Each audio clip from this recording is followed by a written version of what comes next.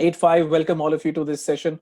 I am really feeling excited. There are about 35 of us here, and I welcome all of you. You have made a choice to spend this time, and my intent is going to be that through this webinar, how can I give you at least two or three actionable things which can help you as you continue your journey, as we manage COVID-19. Now, majority, I'm sure, you come across so many webinars which talks about please do this, please do that.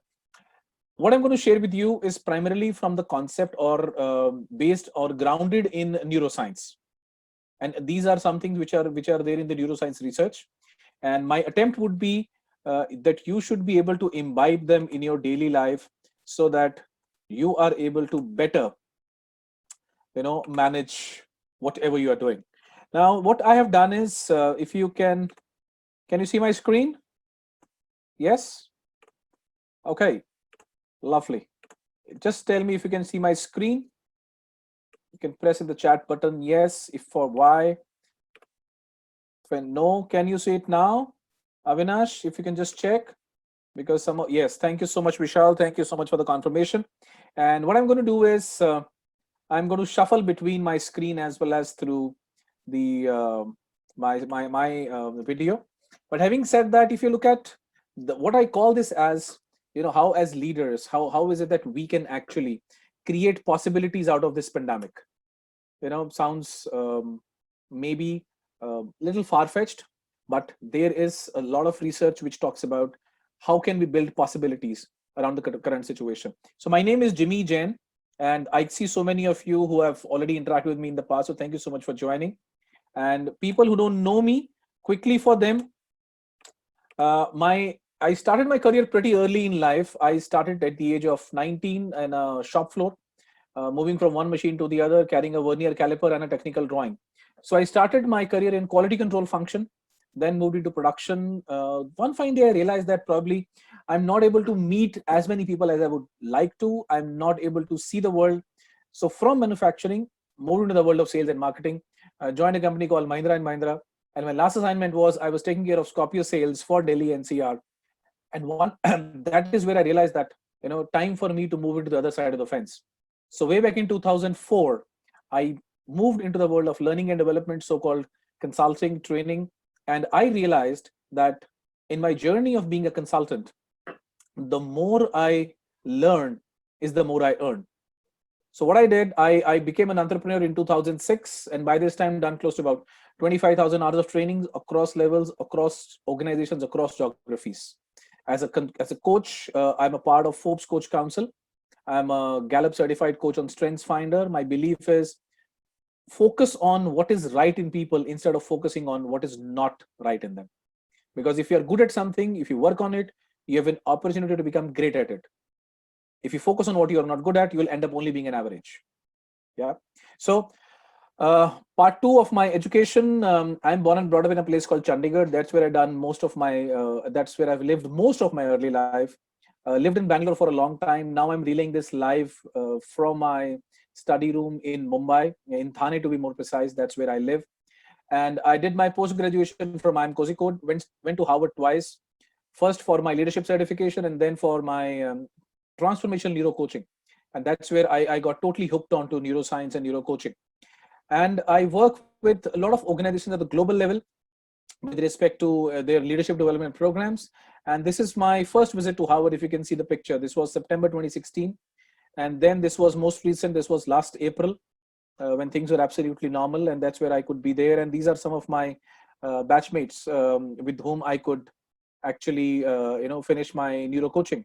And the gentleman on the red scarf, you can see his name is Dr. Srini Pillai. He's my mentor, my coach, and I'm also pursuing my doctorate in possibilities. How can we scientifically measure the mindset of people, which can really, really impact how we live? And this is a set of my lovely and talented team, which comes together to ensure that we are able to make a difference into the lives of the people whom we come in contact with. Yeah. Okay. So let's quickly move forward. And I already told everything about you, about myself in this, so I will not spend too much time on this. What I want you to actually ask is, When we speak or say something in a natural conversation, what is the most represented, past or future, and why? You heard me, okay?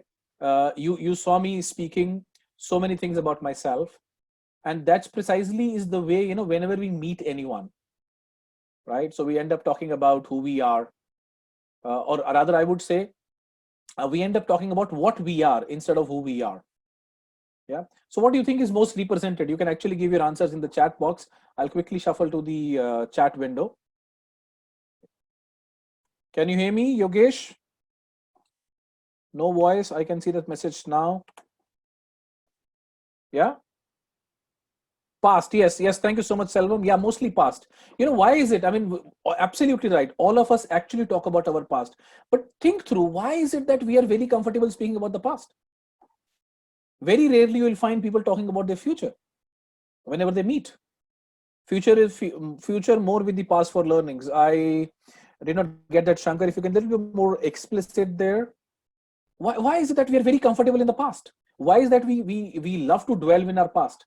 Why is it that we always, future is uncertain? Absolutely right, Mohit. Future is absolutely uncertain.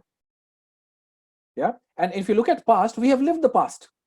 We have seen it. We are sure about it. We are absolutely certain. And that's the reason why, most of the time we also end up saying, those were the days. We always dwell into the past. And we are not sure about the future. And since our brain is programmed in such a fashion that the moment there is an uncertainty, the brain tends to shut down. When I say shut down, it doesn't want to look into that direction unless otherwise it is programmed for that. We are all programmed to look more at past than future. Past gives satisfaction, yes, because we have lived it. And we can actually, either we can say, oh, this is what I learned from my past, or this is what I could have done differently. We have a lot of topics to speak on the past. Now, the first thing what I want you to do is, instead of focusing on the past from today onwards, can we start focusing on future? Now, some of you will say, now we are in the pandemic. What do you mean by future? Well, yes, my belief is, it is not about the people, or it is not about the situation. It is about your response to the situation which matters. It's not the situation which challenges you. It is your response to the situation which challenges you. Yeah. So the first thing which I would want you to do is move away from your habit brain. When I say move away from your habit brain, what we're talking about here is that your habit brain is nothing but the past. And that is where the habits have been formed. And the brain's tendency is to just go back to that habit formation. The best of the studies in neuroscience have pointed out that we are not able to utilize more than 10% of our brain. I'm not too sure if anybody has seen the movie Lucy. If anybody has seen the movie Lucy, yeah. So what Lucy talks about is how one lady, when she was able to utilize more and more of her brain, yeah, very nice. So if you have not, I would recommend. Let me just write that. I think it's available on all the OTTs or the Netflix of the world. Yeah. So do watch Lucy. Lucy is a very beautiful movie which helps you understand the power of the brain. Yeah. And what we will do is, from this moment onwards, the first takeaway which I want you to post this webinar is, start dwelling in future. And one of the ways in which you could dwell in the future is something called as a movie therapy exercise. Okay, let me just write that here for the benefit of everyone.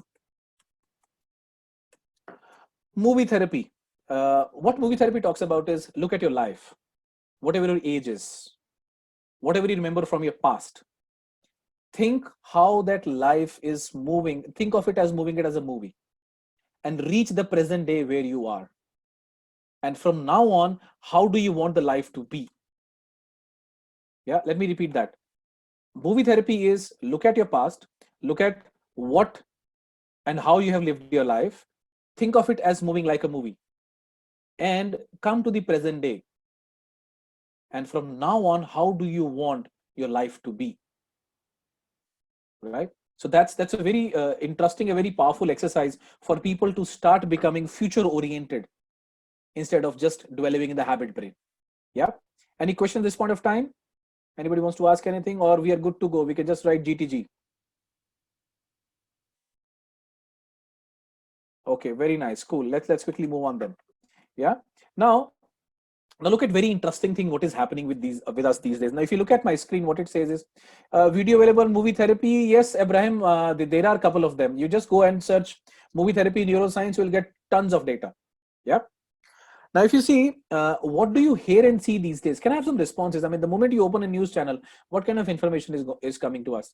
The moment you open up your WhatsApp, the moment you log into your mobile, what kind of images, what kind of information we are hearing and seeing these days? Advertisements. What kind of advertisements, Mr. Murugan? Negative. On Corona. I use the book that you really meant to do. Book to navigate. I use the. Oh yeah, you can always do that, Abraham. Negative news, COVID-19, depressing news, absolutely. Now see what is happening. We don't realize, but yes, all kind of advertisements. But if you see more than the advertisements, right? What is happening is the kind of depressing news, the kind of the sight of ambulance, the sight of billboards which says Corona, the sight of people saying that this is what is happening by one country, this is what is happening in US, blah blah blah blah. Bombay is happening this, Bangalore is happening this. So typically we don't realize, but unknowingly, yes, there's an absolute gloom salvum. Yeah, what is happening is either we see this kind of a news, either we see the market slow down, the bloodbath in the markets, or we see the Nifty and Sensex falling in, complete demotivation regarding economy. Absolutely true. The moment we see this, we don't realize there's a change happening in our brain. And what is the change? Now, see, in our brain, different parts of it, I will not go to the detailing of it because I want to keep this webinar short. Our temporal lobe, yeah, as well as the occipital lobe. Now, occipital lobe is responsible for registering what we see, and our temporal lobe is responsible for what we hear. And it's right there, it's right there at the back. Now, what is happening is whatever we are seeing and whatever we are hearing is actually getting into something called as hippocampus. Now, what is hippocampus? Hippocampus is nothing but the museum of my brain. All the memories. Now, this is very interesting. Huh? Right from the childhood or maybe in the subconscious, everything is getting stored in hippocampus. In fact, when I do some programs on neuroscience, which are much more detailed, we actually go into how do we replace one of those artifacts. What we call as artifacts is a memory, to what we want to have. Because in your museum, you can choose what you want to keep. But today, what is happening here, unknowingly, we are registering a lot of things which are extremely negative, which means whether we realize or not, whether we appreciate or understand or not, the actual anatomical and physiological landscape of the brain is changing. And our default emotional state and memories will get influenced. And that is how you will also end up getting influenced on your decision. Now, this is very interesting for us to note. Right. And if you look at an exercise with what some of you may also be doing in terms of creative visualization, I'm not too sure how many if you do it, but that can also help you to think through some happy memories or something happy, something good which you want to have, so that you are aware what is going into your hippocampus. So this is very interesting for us to note. Yeah. And what we'll do is there a way in which we can rewire our brain? Now that's very interesting concept. Can we rewire our brain? Yeah. Now, what does that mean is that if we move forward from here, we'll do a small exercise. Yeah. And my request to you is, I'm not telling you to do some meditation, neither I'm telling you to do some dhyana. Just close your eyes, maybe for 3 minutes. Focus on your breath. That's it. That's it. Just sit comfortably. Just focus on your breath. Let's do it for just 3 minutes. What I'll do is, at the end of 3 minutes, I'll rub my palms like this. Yeah. You can also do that. Make the cups of your of your palms, and put them on your eyes. Yeah. And then open it. Just 3 minutes is all I need. And we have just hit 50. So thank you so much. We are a half a century people here. Ignore the mental chatter. Just focus on your breath.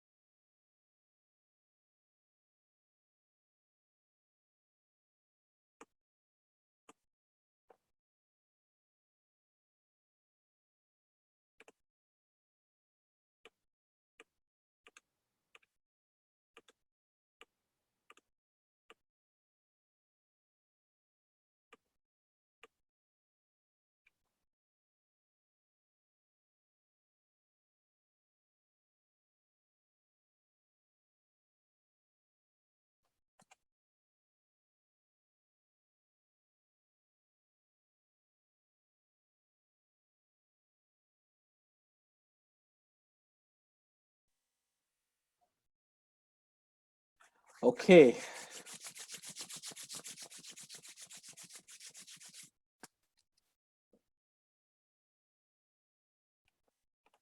Quick question. How easy or how difficult was this?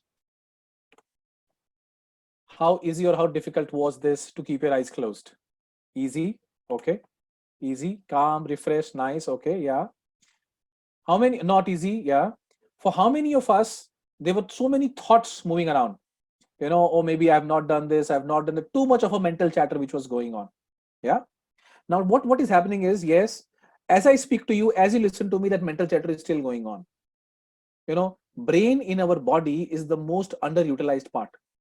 And if a lot of people use, my heart is not into it. But scientifically speaking, heart is just pumping the blood. A lot of people use the term mind. And scientifically, if you see, there is no body part called mind. We use the term interchangeable with mind in terms of what our thoughts are, right? Now, what is happening is, unknowingly, we are actually referring to the subconscious part of our brain. If there is a way I can tap into that subconscious part of brain, which is lying untapped, imagine how our life could be, right? So there are a couple of things which I want to share with you. How does our brain work? So certain basic things, but they are very, very profound.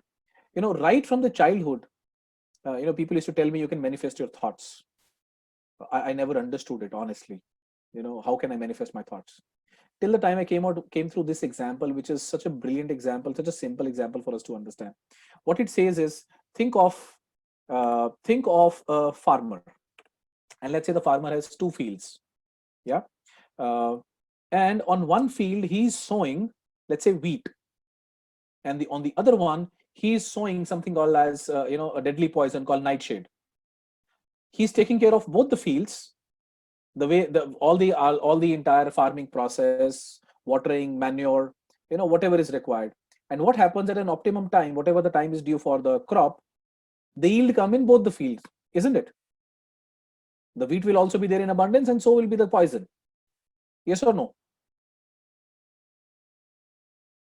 Yeah, absolutely true. Yes, yes. Because ground has no capability to distinguish what is a good crop and what is a bad crop. Please understand that. Ground has no capability to distinguish what is a good crop as well as what is a bad crop. Now extend that to our brain. Our brain has no capability to distinguish what is a good thought and what is a bad thought. For a brain, the thought is thought. And see what kind of sowing we are doing unconsciously, unknowingly, right? So the second thing which I want you to take from this webinar is, from this moment onwards, please start using positive and positive words alone. We will not use no, not, never, don't, no, nahi. Instead, imagine I would have said, we will not use negative words. Instead of that, I can also say this, let's start using more and more positive words. Yeah. And imagine, when we are using positive words in our conversation, we are unknowingly reprogramming, rewiring our brain. Okay. So that's the second thing after the movie therapy I would want you to take from this webinar. Now, the next thing is, this is very interesting, which I keep on sharing in the other webinars as well. When we do self-talk, and that's something called as biology of reframing. And there was recently an article in Forbes as well, wherein Mike Tyson was being interviewed, and he spoke of the power of self-talk. And when I say self-talk, I am telling you to do the self-talk to yourself in the third person. Which means, if I am Jimmy, so Jimmy will tell Jimmy what Jimmy should do. I would not say that, I will do this. Okay. What we are saying is, so Jimmy, so for example, if let's say there is a lot of procrastination which is happening right now, you want to do something but you're just delaying it. So you will tell yourself to do it. Look at sports people do it all the time. Pick up any sport, and when they are not able to hit a particular shot, or the things go not they expect the way it should be, they talk to themselves like a third person, right? So that's another thing which I want you to start doing. Yeah. Please talk. And that's called power of, the biology of reframing. That's a very interesting concept. Now, you will wonder that if life is so simple, why does a lot of why the brain is not being utilized fully? Why there are so many difficulties in implementing all this? Because the default setting of brain is to worry. The moment something goes wrong, or let's say the moment something is not happening the way we expect things to happen, we immediately tend to worry. Yeah. For example, let me use somebody's name. I mean, I can see Selvam right there in front of my screen. So if I may use that name, I know him for so many years. Thank you so much for joining, Selvam. So let's say, both of us are supposed to meet, and I believe he's in Hyderabad now, right? No, you're not in Hyderabad, Chennai.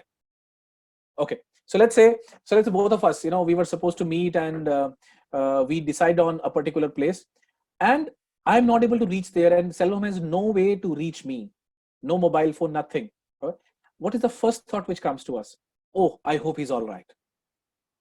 Because under stress, the default setting of our brain is to worry, right? So if that is the case, there is a concept called possibility, and I was telling you about. I'm doing my doctorate on that. How can I enhance the sense of possibility in my brain? And that is where I can actually come out from my negative thinking as well. And let me quickly share my screen as we move on from here. Yeah. So if you see, the biology of reframing really helps. Self-talk can help you to get unstuck. You become in control, and you feel more confident when you talk to yourself in the third person, right? Now, what is possibility? If I have to ask you, what is possibility? And remember, there are three words: reality, probability, and possibility. The current reality is whatever the time right now is. It's about 8:28 on 28th of April, and we have logged into this live webinar. That is the reality.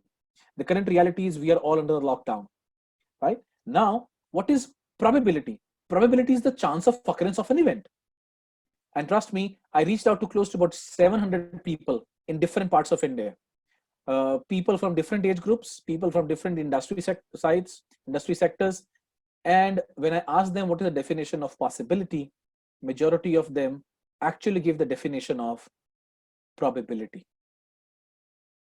I published an article recently on LinkedIn as well, how the moment we see somebody doing something possible, we all get inspired to make it happen. The biggest example is, let's say, Roger Bannister, 1954, when he ran his first 1 minute mile. He ran 1 minute, the 1 mile under 1 minute, 4 minutes, sorry. Yeah. Look at that. There were 14,000 more people who have done that already after he did that. And another example which I quoted in that article was of Eliud Kipchoge.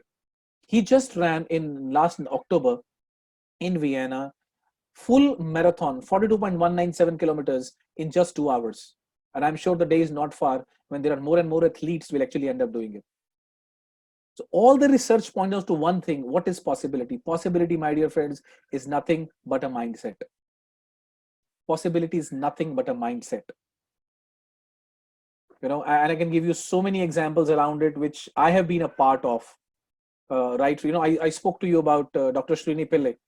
I had till my first visit to Harvard, I had no idea who he is. And this is a small story. If you allow me, I'll quickly share.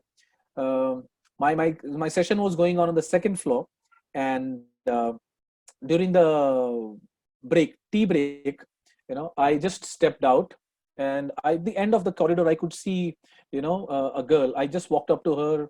I started chatting with her, and there was a book which was lying there. I picked it up. It was a book written by Dr. Srini Pillai, and she just said, "Do you want this book?" I said, "Yeah, sure. I love books." So I got the book, and I was just reading about what it is, and I just went back to my session. Lunch break, as I was stepping in, I was already in the lift. It's like the Diwar movie scene. The lift is getting closed. Suddenly, one leg steps in, and the door is open. And there I see the man, Dr. Srini Pillai. Now, how do I know he's Srini Pillai? Because I've just seen his picture on the book. And, I love to talk to people. I started having a chat with him. I said, "Hello, Dr. Pillai, how are you?" I'll come back to that, Lalit. When you decide to do something, the entire universe conspires to help you do that. I'll come back to that. So then I started chatting with him, and I said, "You know what? I have your book. Would you sign it for me?" He said, "Yes, walk into my chamber after 4 o'clock anytime today." I finished my session at 4. I just rushed into his cabin. He was there, and rest is history. Today he is my mentor. Today he is my guide in my PhD. That tells me, possibility is nothing but a mindset. Imagine I would have not gone and not explored on that book. Imagine that I would have not even gone to Harvard for that matter. So I again became a firm believer in serendipity. Give yourself chances. You never know how they can come true. Yeah. Risk. I was doing a session for one of the large BFSI mutual fund organizations today, and people are talking about risk. To me, risk is a matter of participation. When you participate in an activity, it's in any case is a risk. But when you're not participating in an activity, it could be a larger risk. Who knows what you're missing? Who knows what you're missing? Yeah. So remember, possibility is a mindset, and I'm sure you are also aware of placebo effect. Yeah, placebo effect. Yes, no. Can I have some response in the chat box? If you know, just type yes, yes, yes, yes, no, yes. Okay. Okay. So there are mixed responses. Yes, no, yes, no. So let me quickly share. Placebo typically talks about a research which was conducted, which said that they segregated two sets of patients. To one set of patients, they actually gave the medicines, and to the second set of patients, they only gave sugar-coated tablets. But they never told them that these are not the real medicines. And after 2 weeks, the impact of the sugar-coated tablets as well as the medicine was exactly the same. That told the neuroscientists that, look, it is not about the medicine, it is not the chemical which is outside or which is externally taken, it is the brain chemical which actually impacts how we feel, how we behave. Yeah.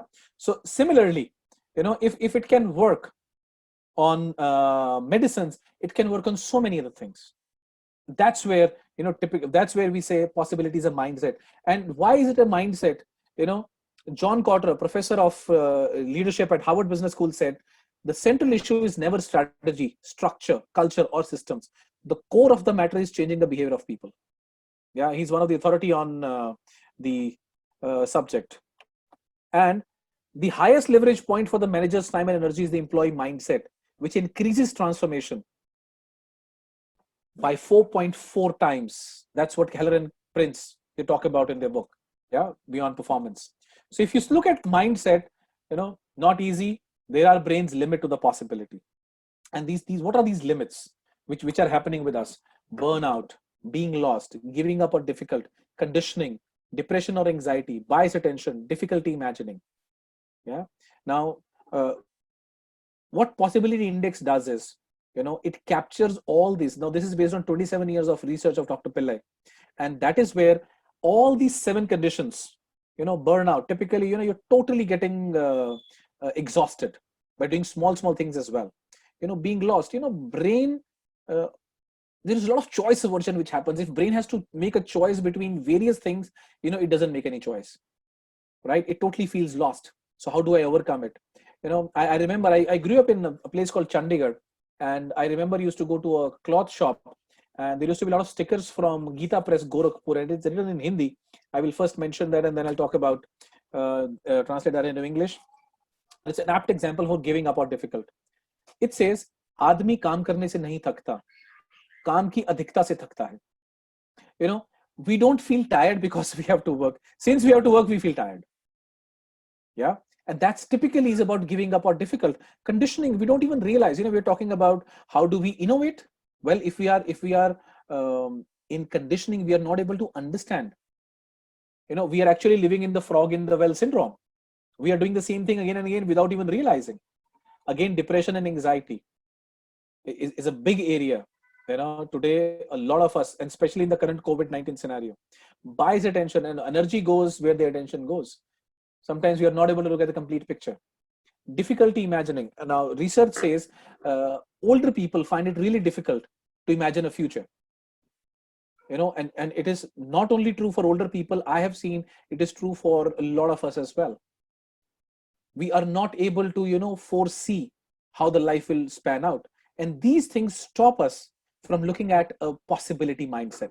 Yeah. So these are the 7 things which gets measured. So what we do is we help people understand what kind of possibility index they have. What are the top 3 things which are coming in their way of living an exceptional life? We all want to live an exceptional life, but we are not able to. Why? And that's where we measure the sense of possibility. Yeah. And we have the same amount of energy. There's another interesting anecdote which I want to share with you. There's a grandma talking to her grandson, sharing a small story that in our head lives two monsters. One of them is called faith, the other one is called doubt, and they keep on fighting, keep on fighting, keep on fighting, keep on fighting, keep on fighting. Now this young boy gets little irritated, and he said, "That's all right, Dadi, but who wins?" And the Dadima whispers in his ears, "The one whom we feed." Whether we are feeding the doubts or whether we are feeding the faith, it's up to us. We have same time. All of us have the same 24 hours, but it is up to us. Where are we putting our energy? To skepticism or to possibility? Is it a language of skepticism or is it a language of possibility? Yeah. And then what we typically, so what I do is, once we understand, let me share a small example here before I talk about innovation. Sun rises in the east and sets in the west. How true is it? Is it a fact? We have been taught this, probably we have taught to the next generations as well. Yeah, but probably it is not true. Yeah, so the sun never sets. Similarly, if I ask you what is the opposite of male, the majority of you will say the answer is female. But male and female are just two species. If I ask you what is the opposite of white, we will say black. But white and black are just two colors. Right? Now, what is the opposite? And I always share this in most of my programs. What is the opposite of courage in our society today? Can I have some response in the chat box? What is the opposite of courage in our society today? What do you think it could be? Yeah, absolutely. Selvam, you're bang on. Yes, for most of us, it is cowardice or being fair. But today, it is about conformity. We don't question what we are doing. We just keep on doing it. It's, yeah, while most of us we think it is being coward, but it is more of conformity. We don't question why we're doing what we are doing. But please understand, there's a thin line which differentiates or separates conformity and being a rebel. When you start questioning, question why you're doing what you're doing. And when you're able to understand that, that is where you actually see a different line. That yes, I'll be able to do something better than what I was doing. Right? And that is where we make the brain malleable so that we are able to see a different light, so that we are able to create innovation. Yep. Okay, now I have, I'm sure some of you must have read the book Jugaad. To me, I look at Jugaad from a very different perspective. I'm not talking about value engineering here. What I'm talking about here is, what is the need for us to do a Jugaad? What is the need for us to do a shortcut? It's very simple. The product or the service, the way it is right now, is not able to meet the requirements of the user. And that's the reason why the user starts thinking of different things. How can the need be met? And that's where Jugaad is born. And that's where Jugaad is born. If we are able to give exactly what the customer is asking for, I doubt whether there'll be need for any Jugaad or a shortcut. Yeah. So how can we create something which can really help people what they actually need? Right. And that is where our understanding of creativity, innovation, and invention comes into play. I can see some of my people here are certified practitioners through STTP on design thinking. They would really know the difference between creativity, innovation, and invention. But for the benefit of everyone, most of us think that creativity, innovation, and innovation and creativity are sometimes used as synonyms. Sometimes they are used in the same breath. But if you see, they are all different. Telephone is the invention. The usage of the telephone in the mobile became innovation, and creativity is in their shape. Or maybe it is used. Creativity is just a thought which may or may not lead to innovation. Think of Edison.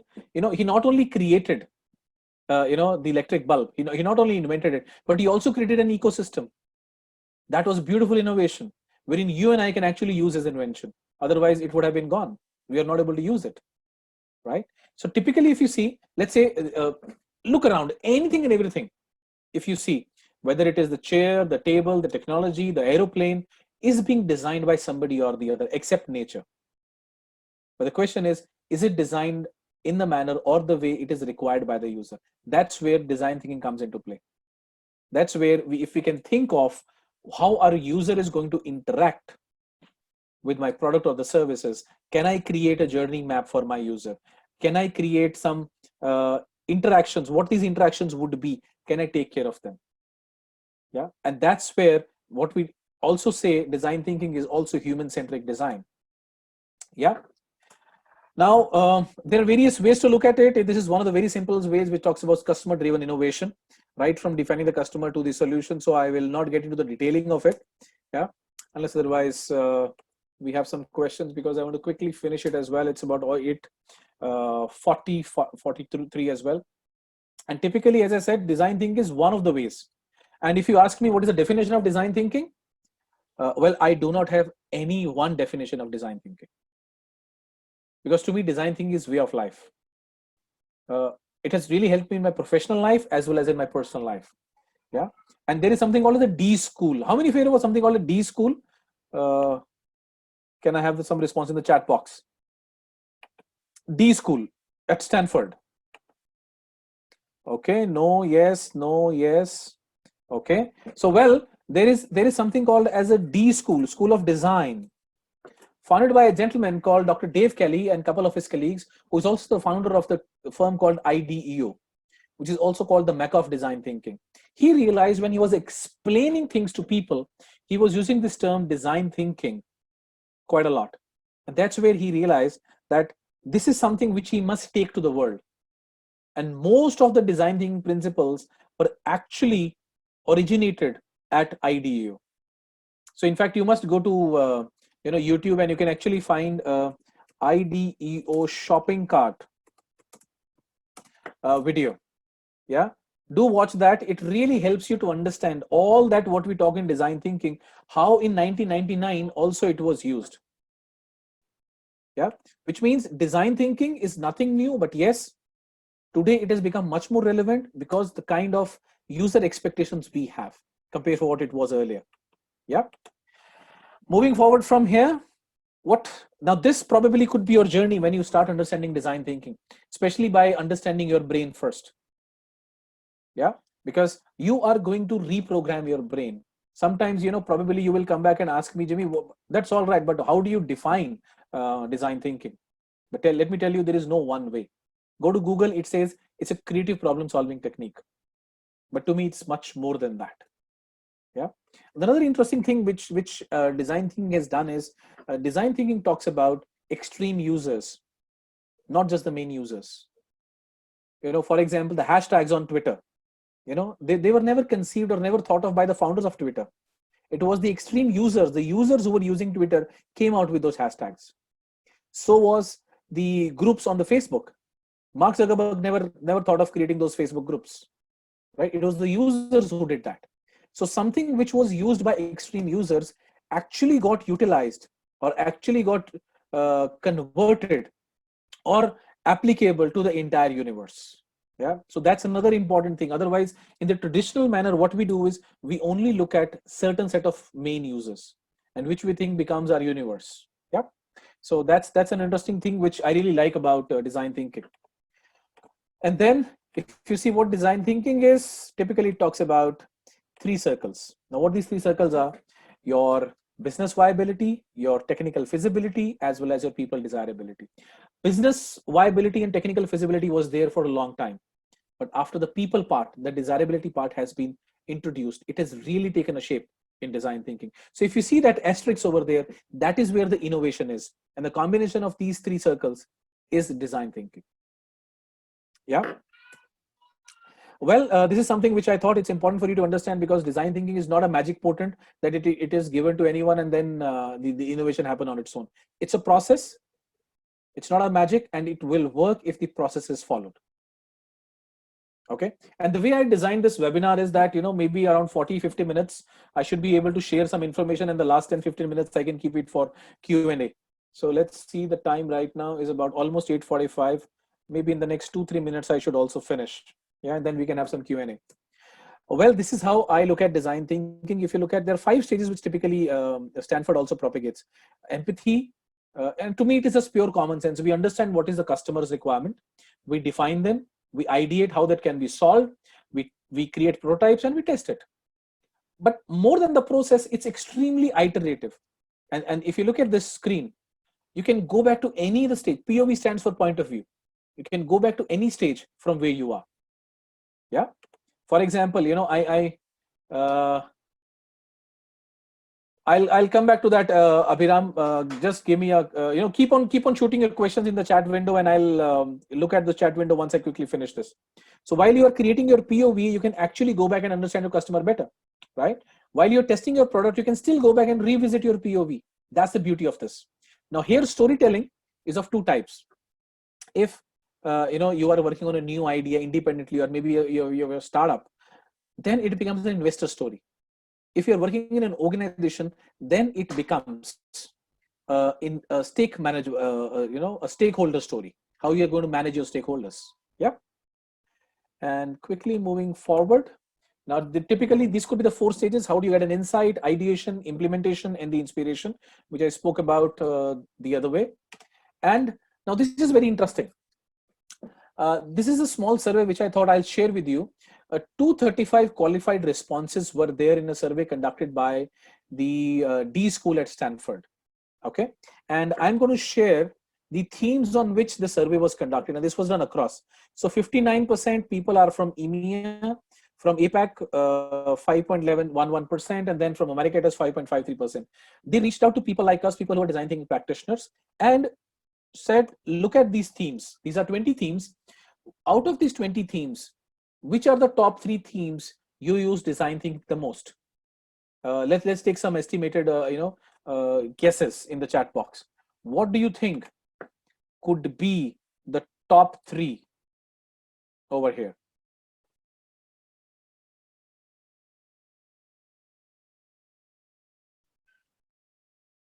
Okay, T9, develop a better teaching and training formats. Okay, T10, okay, which could be increasing creativity in teams. All right, let me have some more responses. Yeah, sure. T4, empathy for customers, intimacy, gain a better understanding of the customer or the user. T19, improve the innovation process. Yeah, okay, interesting. Let me T2, which could be new product and service development or the improvement. Okay, T4, which talks about empathy for customer, intimacy, already mentioned. Yeah. Now you'll be surprised to note, while these whatever you people have mentioned looks very, very obvious, but see where design thinking is being applied. Vidyotama says T3, better alignment, collaboration, and knowledge transfer. Okay, I think that's the HR manager in Vidyotama is talking. Okay, Pralay Ghosh talks about T5. T5 is improve own internal business process and organization structures. T9, develop the better teaching and training formats, and T15 is new business model and go-to-market strategies. Okay, interesting. Let me quickly share the results with you. Now, these 20 themes, the top 3 which emerged out were T5, 6, and 16. Look at this. And I'm sure there are a lot of HR managers out there. For sure, I saw 2 names. Priyanka is there, Vidyotama is there. Improve own internal business process and organization structures, commercial innovation and more efficient insight-driven marketing campaigns, and attractive recruiting tool. Imagine who would have thought that design thinking will be used as an attractive, recruiting tool. So this is what the finding of the research, the surveys. Yeah, interesting, no? So it really tells us that the design thinking application can actually be sector agnostic, geography agnostic, and department agnostic. It can be applied anywhere and everywhere. Yeah. And these are the 5 steps, and these are some of the methods which are done at each of the stage. I will not get into all of them. In fact, I'm doing a webinar on first, which get into the detailing of this. Quickly moving forward from here. This is the detail of the webinar, which I'm doing in case somebody is keen to know about what is being done. And that is where we get into the individual's personalized possibility index report. Okay, and the individual will also get a 30 minutes coaching session with me post the webinar. It's a marathon webinar. It's an experiment which we are doing, wherein otherwise typically webinar is for about 90 odd minutes, but a lot of people reached out. First is a holiday. Can we have a marathon? So I'm just doing it. T6 and T16 didn't even remotely think of these 2. Yeah, absolutely with you on that. Yeah, so I think this is what I had to share. Let me quickly stop my share. Let's take some questions. Let me scroll up to some of my questions which were there earlier. Okay, let me quickly see. Okay, fine. Like, any questions, please feel free. The way neuroscience get attached to innovation is we understand what kind of time, brain mindset we have right now. And if we have that mindset, we become more conscious to overcome it first before we enter into the innovation domain. That's how we begin the neuroscience part, taking to the innovation. And it's almost 51 minutes, so I didn't realize. So time flies with you people. Okay, good. Thank you so very much. I'm here till about another 5-10 minutes in case if anybody wants any questions. And if you need more information, you can always reach me. Let me share my coordinates here. I think it was there on the last screen, which I missed sharing with you. You can always reach me on this email address. It's right there in front of you. I'm actually working on 6 steps on how could we create pandemic to possibilities. And maybe if you see, a lot of people are comparing this to 2008 recession. Now there's a beautiful Harvard paper which is written on it, where in the end the sample size is 370 organizations, 370 companies. Take a wild guess, and you can write in the chat box how many companies were able to come out or were able to thrive after that 2008 recession. This is very interesting data, published data. Out of 370 companies, how many of them were able to come out of recession? Maybe you can take a range: 40%, 50%, 60%, 70%, 100%. 300 plus. Okay, take a percentage, Abhiram. 5%, 10%, 25%. Well, interestingly, now this is something very interesting. Maybe I can find that link of that paper and I can send it across to you. 70% of the organizations could not come out from 2008 recession. And what experts are saying is by 2027, 70% of the organizations which you see around us will actually shut down. Now this is again extrapolation of the data. 70% of the organizations you see around by 2027 will shut down. That's yes, absolutely. That was my first reaction, Sridhar. Yes, it is scary. Yes, of course it is scary. No, my intention is not to scare you. My intention is to make you aware of some data which is already published. Now the question is, instead of focusing on the 70%, why can't we focus on the 30%? That is where my point. That is where I wanted to focus on. It's across Padmakar, and what typically happens is, and the study talks about, the moment either the organizations were very, very defensive, they did not survive. Either they were very, very offensive, they also did not survive. But the organizations which were selectively offensive, they were the ones who could survive. Which means if you just focus on one department or one, I'll share the link. Kshitij, I don't have that handy right now. Maybe just drop in a one-liner to my email address. I'll send the link to. It's an HBR paper. Yeah, and let me see. Maybe I have a picture on the phone. Give me 1 second before I close. I'll quickly share that with you. Now, my point is, look at this. The moment I shared that data, all of us started thinking of getting scared. All of us started thinking of 70% companies which could not survive. Same amount of energy, we could have said, okay, fine, let's look at these 30% companies, what they did. They ensured that they do not neglect even one department. Most of the organizations stop investing in R&D. These companies, these 30% people, these 30% organizations continue to invest in the R&D. Yeah, absolutely. So we get into the detail, Manish, but may not be today, in terms of what can be done to remain in that 30. Reality, possibility, and probability, Yatendra. Yeah. Okay. Nishant says positivity, of course, key to success, but unavoidable realities also matter, which hammers the brain with negative thoughts, knowing it. So how can be dealt with it? Any other way of finding opportunity in difficulties? Okay. The first thing, remember, Nishant, that it is not the situation. It is your response to the situation, which is challenging you. While the default setting of all of us for the brain is to worry, but we also have the power to rewire it. I'll give you something which happened about 2 hours ago. I was doing this session, a 90-minute session on sales for a BFSI organization. Last 15 minutes, I could not close my session because my internet tripped. And trust me, I felt so miserable. I really, really felt so miserable because I could not deliver. I was so prepared, and it is a client of mine for last so many years. And I could not deliver what I was supposed to do, even it was of no fault of mine, because technology is something which I can't control anything on right now.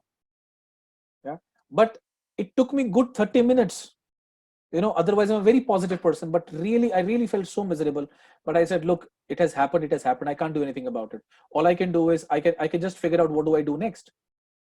And I immediately called up all my service providers to ensure that they are there tomorrow morning at 10 o'clock to ensure that nothing goes wrong. Because I have another webinar tomorrow at again 4 o'clock with the same client, right? So it is very, very natural for us to feel like that.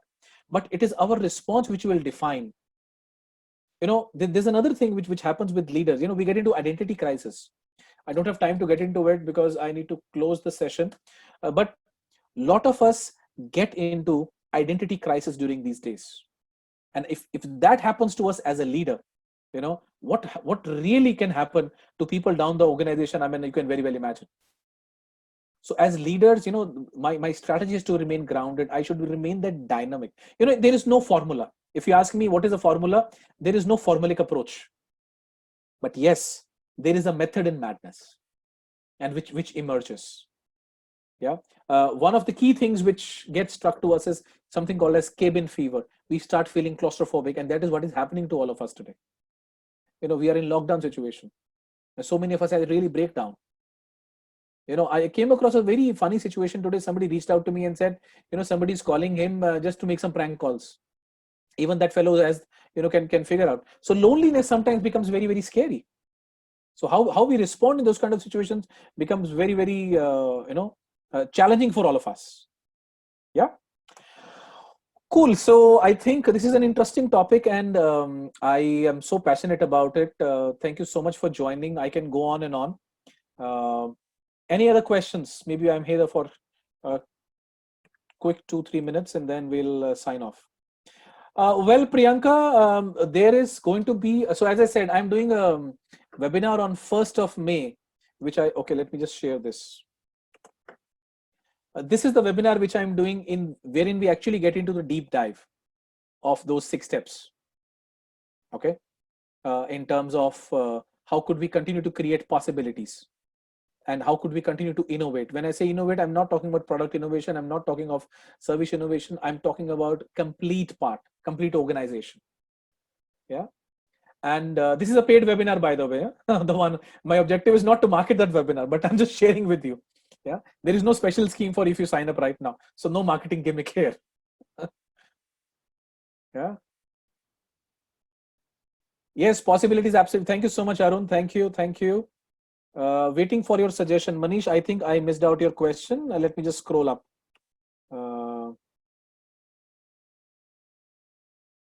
Could you ask your question again, please? I think I missed out.